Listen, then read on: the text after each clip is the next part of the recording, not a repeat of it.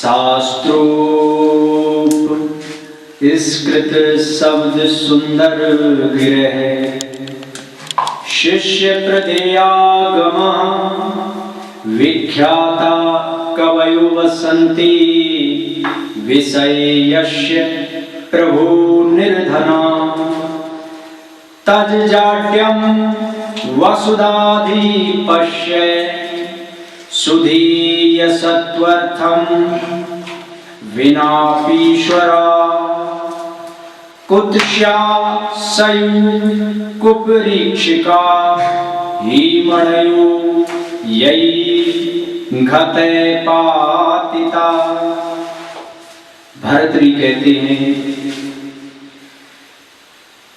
कि शास्त्रों के मनन से सुसंकृत सार गर्भित वाणी बोलने वाले, यानी जिन विद्वानों की जो वाणी है वो शास्त्रों के मनन से सुसंस्कृत सार गर्भित वाणी बोलने वाले, शिष्यों को निगम आगम के सदुपदेश देने वाले विख्यात विद्वान जिस राजा के राज्य में दरिद्रता में वास करते हैं उससे राजा की मूर्खता ही प्रमाणित होती है।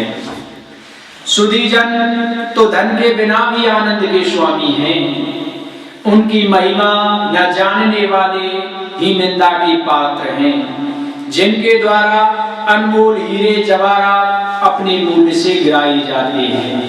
भर्तृहरि कह रहे हैं कि जो विद्वान लोग जिस राजा के राज्य में दरिद्रता या निर्धनता में जीवन जीते हैं वो राजा की मूर्खता को प्रमाणित करता है, क्योंकि जो विद्वान जो सुधीजन होते हैं वो तो दरिद्रता में भी आनंदित रहते हैं, परंतु ये प्रमाणित करता है कि उस राज्य का राजा कितना अयोग्य है जो विद्वानों को सम्मान नहीं देता है। हर्तु याति न गोचरम किमपि संपुष्णाति यत् सर्वदा हयार्थिव्य प्रतिपाद्यमान मनुष्यं प्राप्नोति वृद्धिं परां कल्पान्तेष्वपि न प्रयाति निधनं विद्याख्य मंतरधनं येषां तान् प्रति मानमुज्जते निरपाकस्तैः से स्पर्धते। तो अगले छंद में महाकवि भर्तृहरि कह रहे हैं, चोर डाकू को जो धन कुछ भी और कहीं भी आंखों से दिखाई नहीं देता है, जो धन सदा सुख शांति को बढ़ाता है या पोषित करता है, जो छात्रों या जिज्ञासुओं को रात दिन देते रहने पर भी अधिकाधिक बढ़ता रहता है, जो प्रलय में भी नष्ट नहीं होता है, जिनके पास विद्या नाम का ऐसा गुप्त धन है, हे राज्य अधिकारियों उनके प्रति अपनी हेकड़ छोड़ दो, उनके साथ कौन स्पर्धा कर सकता है। भर्तृहरि कह रहे हैं कि विद्या वो धन है जिसे कोई भी चोर देख नहीं सकता है, जो हमेशा सुख शांति को बढ़ाता है, और जो ये ज्ञान है, जो ये ज्ञान रूपी धन है दिन रात बढ़ता रहता है। वो राज्य अधिकारियों से कह रहे हैं कि विद्वान व्यक्तियों को अपनी हेकड़ी नहीं दिखानी चाहिए, क्योंकि उनके पास ऐसा धन है जो किसी को दिखाई नहीं देता है। अधिगत परमार्थान पंडितान मामस्यथाश तृणमिव लघु लक्ष्मी नैर तान समृद्धि अभिनव मदलेखाश्या मगगंडल स्थलानां न भवति विसतंतु वारणं वारणानां। अगले छंद में भर्तृहरि कह रहे हैं, हे राज्य अधिकारियों, परम रहस्य की बातों यानी आध्यात्मिक तत्व को जान चुके विद्वानों की अवमानना या अपमान मत करो, क्योंकि तिनके की तरह तुच्छ धन संपदा उन्हें उसी तरह नहीं बांध सकती जैसे नई मदधारा से सबलाए गंड स्थल वाले हाथियों को कमलनाल के तंतुओं से बांधना संभव नहीं होता है। यह भर्तृहरि कह रहे हैं, अरे ओ राज्य अधिकारियों, जो व्यक्ति परम तत्व को जानता है उसे धन वैभव पद प्रतिष्ठा इसका कोई लालच नहीं होता है, इसका कोई मोह नहीं होता है। आप कितने भी धन मद मोह के बंधन उनके आगे रख दीजिए, वो उस प्रकार उन बंधनों को तोड़ देंगे जैसे मदमस्त हाथी कमल की डंडियों को तोड़ते हुए चले जाते हैं। अम्भोजनी वन विहार विलास मेर हंसस्य हंति नितराम कुपितो विदाता ना त्वयस्य दुग्ध जल वेद विदौ प्रसिद्धाम वैदग्ध्य कीर्तिम पहरतु मसौ समर्थते। भर्तृहरि कह रहे हैं, विधाता यदि बहुत ही क्रोध में होगा तो हंस के कमलनियों के वन सरोवर में तैरने के आनंद को ही नष्ट कर सकता है, परंतु हंस की दूध का दूध और पानी का पानी करने की क्षमता में जग प्रसिद्ध निपुणता की कीर्ति को छीनने में वह विधाता भी समर्थ नहीं है। तो यहाँ भर्तृहरि कह रहे हैं कि जो विधाता है वो विद्वान व्यक्तियों का, जिस प्रकार हंसों से उनका मान सरोवर छीना जा सकता है, उसमें जो कमलनियां जो वन है वो छीना जा सकता है जिसमें वो कमल खिल रहे हैं, परंतु हंस के पास जो विद्वता होती है, जो पानी को पानी और दूध को दूध कर देता है, जो अगर पानी और दूध एक ही पात्र में मिला दिए जाएं तो हंस दूध को पी जाता है, पानी शेष रह जाता है, उसी प्रकार विद्वान जन होते हैं। विधाता उनसे भौतिक वस्तुएं छीन सकता है, परंतु उनकी आध्यात्मिकता को उनसे, उनकी विद्वता को उनसे नहीं छीन सकता।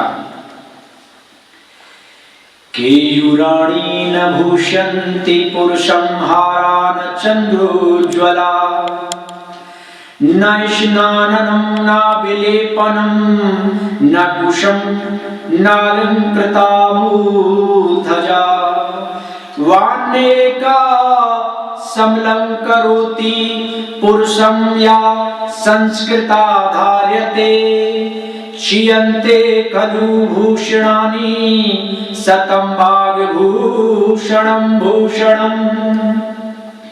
बड़ी अद्भुत बात कह रहे हैं महाराज भर्तृहरि। कह रहे हैं कि जो मनुष्य है, मनुष्यों को बाजूबंद नहीं सजाती है। बहुत से मनुष्य होते हैं अपने हाथों में बाजूबंद धारण कर लेते हैं, चंद्र की भांति उज्जवल कांति वाले हार भी शोभा नहीं बढ़ाते। ना नहाने धोने से, ना उपटन मलने से, ना फूल टाकने या पुष्प माला धारण करने से, ना बाल संवारने सजाने से मान और शोभा बढ़ते हैं। अब तो पुरुष को एकमात्र उसकी वाणी ही शोभा दिलाती है, जो वाणी शिष्ट, सभ्य, शालीन और व्याकरण सम्मत मानकर धारण की जाती है। बाहर के सब अलंकरण तो निश्चित ही घिस जाते हैं, चमक खो बैठते हैं, किंतु मधुर वाणी का अलंकरण हमेशा चमकने वाला आभूषण है।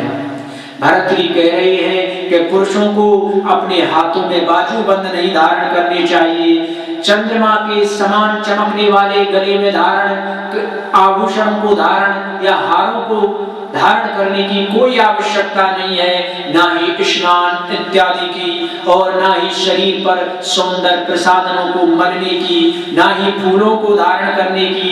पुरुषों के लिए श्रेष्ठ, व्याकरण सम्मत और सत्य अगर वो वाणी बोलता है तो वो सबको प्रिय होता है। एक समय के बाद आभूषण भी फीके हो जाते हैं, परंतु जो वाणी का आभूषण है वो मृत्यु पर्यंत बना रहता है। विद्यानां नरस्य रूप रूपम धिकम प्रचन्नम गुप्तम धनम, विद्या भोग करी यसे सुख करी विद्या गुरुणाम गुरु, विद्या बंधु जनु विदेश गमने विद्या परा देवता, विद्या राजसु पूज्यते नाहि धनम विद्या विहीने पशु। भर्तृहरि ने विद्या को सबसे बड़ा सौंदर्य और प्रसादन माना है कि विद्या उस प्रसादन का नाम है जिससे मनुष्य का रूप रंग अधिकाधिक निखरता है। यह उसका दृश्य गुप्त धन है। विद्या सभी प्रकार के भोगों को उपलब्ध कराती है, यश और सुख देती है। विद्या गुरुओं का भी गुरु है। परदेश में विद्या सगे संबंधी की भांति सहायक है। विद्या इष्ट देव की भांति इच्छा पूरी करने वाली है। राज्य अधिकारियों में विद्या की ही पूजा की जाती है, ना कि धन की। विद्या से विहीन मनुष्य पशु तुल्य माना जाता है। अगर किसी व्यक्ति के पास विद्या नहीं है तो वो पशु है। भर्तृहरि कह रहे हैं कि विद्या तो गुरुओं का भी गुरु है। ये गुप्त धन है, ये रूप को भी परास्त कर देती है। अगर आप विदेश में गए हैं तो विद्या ही आपका बंधु है, आपका मित्र है, आपका सखा है। विद्या ही देवता है, इष्ट है, जो आपकी सारी मनोकामनाओं को पूरी करेगा। इसलिए जो व्यक्ति विद्या से वंचित रह जाता है वो पशु है, उसका जीवन निरर्थक है। शांतिश्चेत कवचेन किम किमरिभि क्रोधो अस्ति, चेदेहि नाम ज्ञातिश् चेदनलेन किम यदि सुहृदि जौषधै किम फलम्।